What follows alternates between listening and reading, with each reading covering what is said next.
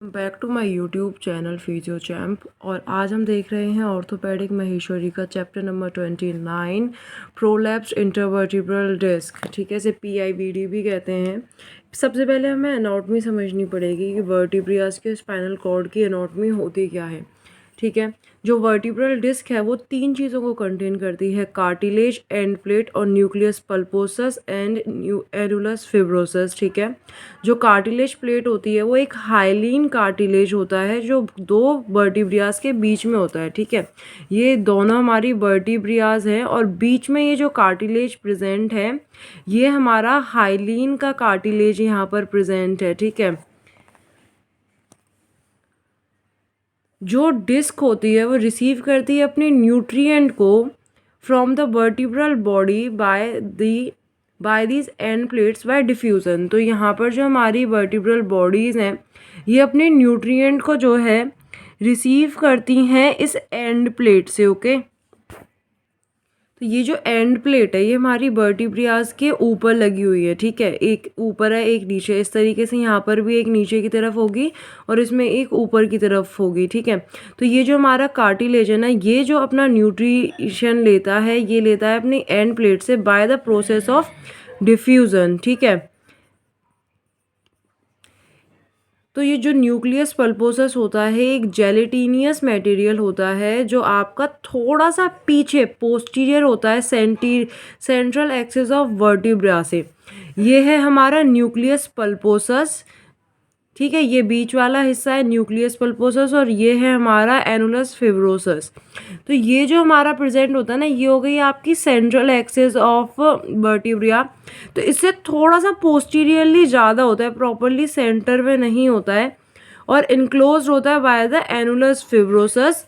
जो स्ट्रक्चर बना हुआ होता है आपका कॉन्सेंट्रिक रिंग्स ऑफ फिब्रोकार्टिलेजिनियस टिश्यूज से। ठीक है, ये जो यहाँ पर ये इस तरीके से कॉन्सेंट्रिक रिंग्स दिखाई हुई हैं ये है आपका जेलेटिनियस मटेरियल और ये है आपका फिब्रोकार्टिलेजिनियस टिश्यूज़। और ये जो न्यूक्लियस पल्पोसस होता है ये नॉर्मली हमारा कंसिडर किया जाता है कि जब प्रेशर आएगा तो ये आपका जो है प्रेशर को इस तरीके से, जब इसके ऊपर प्रेशर आएगा तो ये प्रेशर को इस तरीके से यहाँ पर डिवाइड कर देगा जिसकी वजह से एक कांस्टेंट एक स्पेसिंग मेंटेन रहेगा। ओके, जो पोस्टीरियर लॉन्गिट्यूडनल लिगामेंट होता है वो स्ट्रेप लाइक लिगामेंट होता है at the back of the vertebral body and disc. तो ये है हमारा एंटीरियर वाला पोर्शन और ये है हमारा पोस्टीरियर वाला पोर्शन। तो आगे की तरफ जो है हमारा एंटीरियर लॉन्गिट्यूडनल लिगामेंट प्रेजेंट है और पीछे की तरफ हमारा पोस्टीरियर लॉन्गिट्यूडनल लिगामेंट प्रेजेंट है। ओके, तो ये थी इसकी पूरी की पूरी एनाटॉमी कि इसके अंदर क्या क्या होता है। यहाँ से आपकी नर्व रूट्स निकल रही होती हैं और यहाँ पर आपकी वर्टिब्रल फोरामेना जो होता है यहाँ से स्पाइनल कॉर्ड जाती है। ठीक है, तो ये पूरी एनाटॉमी थी वर्टिब्रा की। अब आगे देखते हैं पैथोलॉजी क्या है इसकी। जो टर्म प्रोलैप्स्ड डिस्क है उसका मतलब होता है प्रोट्रूजन और extrusion of the nucleus pulposus. Nucleus pulposus क्या है, ये वाला इंट्रावर्टिब्रल डिस्क के ही दोनों ये पार्ट्स हैं। ठीक है, बीच वाला है आपका न्यूक्लियस पल्पोसस। इसको याद करने के लिए हमेशा याद रखना कि जो सेल के अंदर भी जब हमने पढ़ा था तो जो न्यूक्लियस था वो बीच में प्रेजेंट रहता था। ठीक है, जान होता है ना वो सेल की, तो इसी तरीके से यहाँ पर भी जो न्यूक्लियस है वो हमारा बीच में प्रेजेंट है और जो फिब्रोसिस मतलब ये जो फिब्रोकार्टिलेज से बना हुआ स्ट्रक्चर है तो ये साइड में इसको कवरिंग देता है। ओके, तो ये है हमारा कि जो प्रोलैप्स्ड डिस्क बोलते हैं उसके अंदर क्या होता है कि प्रोट्रूजन हो जाता है, बाहर की तरफ निकलने लग जाती है डिस्क जो होती है nucleus pulposus through a rent in the annulus fibrosus. तो ये जब बाहर की तरफ आएगी इस तरीके से प्रोट्रूजन करेगी तो जो हमारा एनुलस फिब्रोसस है इसके अंदर एक होल बनना शुरू हो जाएगा ना, तो उसी को इसने बोला रेंट इन द एनुलस फिब्रोसस। और ये सिर्फ एक टाइम का फिनोमेना नहीं होता बल्कि इसके बाद जो है एक सीक्वेंस चेंजेस देखने को मिलते हैं, इसमें सीक्वेंस चेंजेस देखने को मिलते हैं। ठीक है, लगातार प्रोसेस चलता जाएगा, ऐसा नहीं होगा कि सिर्फ एक बार झटका आया तो ये पूरी की पूरी बाहर निकल के आ गई, नहीं, वो बहुत सीक्वेंस ऑफ चेंजेस के साथ ये चीज़ देखने को मिलेगी जो अल्टीमेटली आपका प्रोलैप्स करा देती है। तो अब वो चेंजेस क्या देखने को मिलेंगे, सीक्वेंस क्या होगा, वो आगे इसमें पैथोलॉजी के अंदर बताया हुआ है। सबसे पहले जो होगा वो होगा न्यूक्लियस डीजनरेशन। यहाँ पर जो हमारा न्यूक्लियस प्रेजेंट है उसका डीजनरेशन होगा, तभी तो वो बाहर की तरफ जाना शुरू करेगा ना। तो डीजनरेटिव चेंजेस हमें डिस्क के अंदर देखने के लिए मिलेंगे before the displacement. Nuclear material के डिस्प्लेसमेंट से पहले वहाँ पर डीजनरेशन चेंजेस देखने को मिलेंगे। और ये जो चेंजेस होते हैं वो क्या होता है, softening of the nucleus and it's fragmentation and weakening and disintegration of the posterior part of annulus. अब देखो यहाँ पर हमारा क्या हो रहा है कि ये डिस्क है आपकी और ये एनुलस फिब्रोसस है, तो इसके अंदर दो ही चीज़ें तो काम करेंगी, एक आपका फिब्रोसस वाला हिस्सा, ये एनुलस फिब्रोसस वाला हिस्सा काम करेगा, दूसरा ये जो न्यूक्लियस पल्पोसस है ये काम करेगा। तो सबसे पहला जो चेंज देखने के लिए मिलेगा वो होगा सॉफ्टनिंग ऑफ द न्यूक्लियस। जो न्यूक्लियस की विस्कोसिटी होगी उसके अंदर चेंजेस देखने को मिलेंगे और यहाँ पर ये जो है फ्रेगमेंटों में बंटना शुरू हो जाएगा। ओके, देखो जैसे यहाँ पर भी बता रखा है, तो ये आपका न्यूक्लियस पल्पोसस है, कोई बल्जिंग नहीं हो रही है अभी के टाइम पर, लेकिन यहाँ पे ये फ्रेगमेंटेड हो चुका है। ओके, और जो आपका अब दूसरा हिस्सा आता है, जब इसको बाहर की तरफ निकलना है तो दूसरा क्या होगा, चेंजेस आएंगे। जो इसका आपका एनुलस फिब्रोसस है ना, एनुलस फिब्रोसस है, इसके अंदर आपको वो देखने को मिलेगी कि इसकी जो वीकनिंग होना शुरू हो जाएगी। वीकनिंग के साथ साथ इसकी जो डिसइंटीग्रेशन शुरू हो जाएगी, मतलब ये बहुत अरेंज्ड वे में होता है।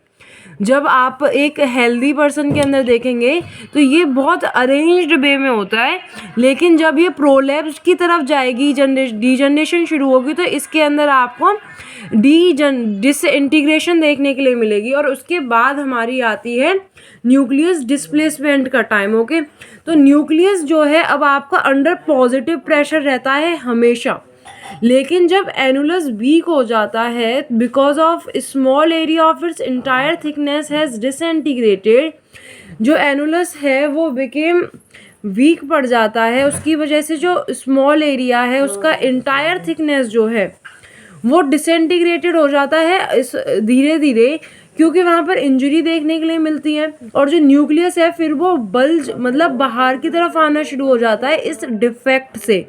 ओके, तो अब यहाँ पर देखो इसके अंदर दिखा रखा है इसने स्टेज ऑफ प्रोट्रूजन में कि जस्ट अभी बल्ज होना ही शुरू हुआ है, तो इसकी जो ये था एनुलस फिब्रोसस था ये वीक हो गया और यहाँ पर जब स्मॉल एरिया बना तो वहाँ पर उसने डिफेक्ट से उसने बल्जिंग भी शुरू कर दी। तो अब जो इसका पॉजिटिव प्रेशर था जो हमेशा पॉजिटिव रह रहा था अब वो पॉजिटिव नहीं रहेगा। ठीक है, अब देखते हैं आगे। This is called a disc protrusion, इस वाली स्टेज को कहेंगे डिस्क प्रोट्रूजन। ओके, ठीक है, तो इसकी जो टेंडेंसी होती है बाहर निकलने की डिस्क प्रोट्रूजन की वो और ज़्यादा बढ़ जाती है जब न्यूक्लियस आपका डीजनरेटेड और फ्रेगमेंटेड हो चुका होता है। फाइनली जो न्यूक्लियस है वो एनुलस से बाहर आ जाएगा और under the posterior longitudinal ligament पीछे की तरफ निकलेगा, मतलब कि जो आपका न्यूक्लियस पल्पोसस है वो पीछे की तरफ निकलेगा क्योंकि वो थोड़ा सा सेंटर ऑफ एक्सिस से जो है पीछे की तरफ ही लाई कर रहा था ना, सेंट्रल एक्सिस ऑफ वर्टिब्रिया से, तो पीछे की तरफ था तो थोड़ा उसके चांसेस इंक्रीज हो जाते हैं पीछे की तरफ निकलने के। ओके, तो यहाँ पर फाइनली जो न्यूक्लियस है वो एनुलस से बाहर आ जाएगा और under the posterior longitudinal ligament, लेकिन अभी भी वो अपने पेरेंट डिस्क से कनेक्शन को नहीं ख़त्म करेगा। पेरेंट डिस्क वो ही डिस्क है जो यहाँ पर बीच में जो ओरिजिनली प्रेजेंट होती है डिस्क, उसके बाद वो जब बाहर निकल रही है तो उसका जो हिस्सा निकलेगा, लेकिन अभी भी वो कहीं ना कहीं कनेक्टेड रहेगा अपने ओरिजिनल वाले न्यूक्लियस पल्पोसस से, उसी को यहाँ पर पेरेंट डिस्क बोला गया है। और इस टाइम डिस्क एक्सट्रूजन बोलेंगे। डिस्क एक्सट्रूजन वो डिस्क है जब वो स्टेज है जब वो पोस्टीरियर लॉन्गिट्यूडनल लिगामेंट के अंडर आ जाएगा। ठीक है, और वंस एक्सट्रूडेड तो डिस्क वापस नहीं आता। जो पोस्टीरियर लॉन्गिट्यूडनल लिगामेंट है वो उतना भी स्ट्रांग नहीं होता कि वो न्यूक्लियस को आगे और ज़्यादा रोक पाए, प्रोट्रूडिंग से बाहर, और प्रोट्रूडिंग मतलब बाहर निकलने से और ज़्यादा रोक पाए। तो जो एक्सट्रूडेड डिस्क होती है, जो बाहर निकली हुई डिस्क होती है, वो एक टाइम आने पर एक ऐसी स्टेज आती है जब वो अपने पेरेंट डिस्क से, मतलब कि जो ओरिजिनली प्रेजेंट थी, जो बीच में प्रेजेंट था, उससे कनेक्शन को लॉस कर देती है, कॉन्टेक्ट खत्म हो जाता है, और उस स्टेज को बोलते हैं हम सिक्वेस्ट्रेटेड डिस्क। ठीक है, जो सिक्वेस्ट्रेटेड डिस्क होती है वो come to lie behind the posterior longitudinal ligament, तो वो लॉन्गिट्यूडनल लिगामेंट से भी बाहर आ जाती है और अब फ्री फ्रैगमेंट बन जाता है कैनाल के अंदर। ओके, अब यहाँ पर हम ये चारों स्टेजेस को देखते हैं। प्रोट्रूजन वाली स्टेज हमने देख ली थी। एक्सट्रूजन वाली स्टेज के अंदर क्या होगा कि ये जो हमारा लॉन्गिट्यूडनल लिगामेंट था, ये यहाँ पर जो है अपने पेरेंट उससे न्यूक्लियस पल्पोसस से कनेक्शन को रखते हुए अभी इस तरफ आ रहा है, बट ये इतना स्ट्रांग नहीं होता, तो इसको तोड़ते हुए ये और आगे की तरफ चला जाएगा। और ये जो फ्रेगमेंट है यहाँ से अब इसके पोस्टीरियर लॉन्गिट्यूडनल लिगामेंट से इसको तोड़ के आगे की तरफ चला जाएगा, और यहाँ पर हमारी प्रेजेंट होती है स्पाइनल कैनाल, जो इसको इरिटेट करना शुरू कर देती है। और इस स्टेज के अंदर हम बोलेंगे इसको सिक्वेस्ट्रेटेड डिस्क, क्योंकि अब इसने अपने पेरेंट लिगामेंट से भी, पेरेंट उससे न्यूक्लियस से भी अपना जो है कनेक्शन लॉस कर दिया है। ओके, तो ये हमारी थी चारों स्टेजेस। अब आता है हमारा थर्ड स्टेज जो है वो है फिब्रोसिस का। इस स्टेज के अंदर हमारा रिपेयर होना शुरू हो जाता है, और ये जो है आपका डीजनरेशन से आगे की है, मतलब डीजनरेशन से अलग स्टेज है। जो रेसिडुअल न्यूक्लियस पल्पोसस होता है, जो अब आपका जो बाहर निकलना था वो तो बाहर निकल गया, ठीक है, लेकिन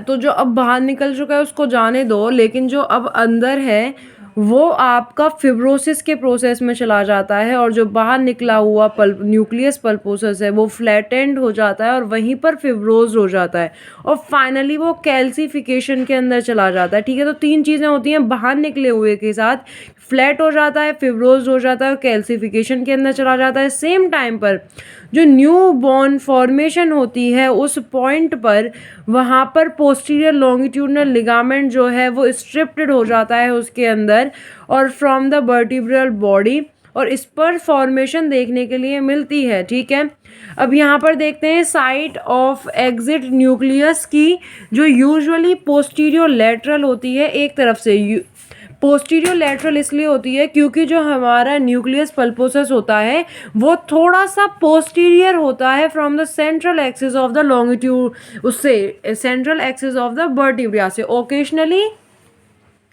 ओकेशनली मतलब कभी कभी जो है ये सेंट्रल भी हो सकती है, पोस्टीरियर मिडलाइन डिस्क प्रोलैप्स भी हो सकता है।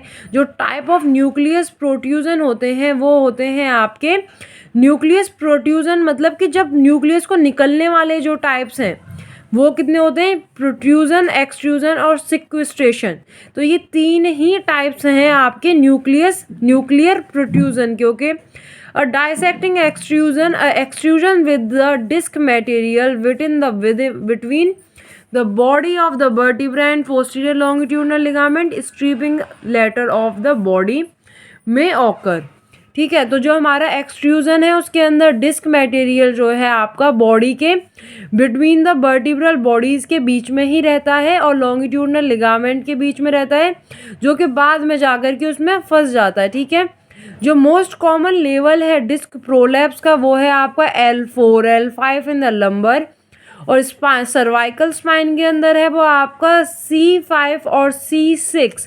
ठीक है, जो लंबर स्पाइन है वो अनकॉमन है अबव L3 और L4 लेवल से। तो मोस्टली हमें ध्यान देना है L4 L5 पर और C5 C6 पर। ठीक है, तो मोस्ट ऑफ द टाइम यहीं पर देखने के लिए मिलेगा। So thank you so much for watching this part of my video. I hope आपको समझ में आया होगा। अगर समझ में आया तो please subscribe my channel for more such videos, और आगे के चैप्टर को हम नेक्स्ट पार्ट के अंदर कवर करेंगे।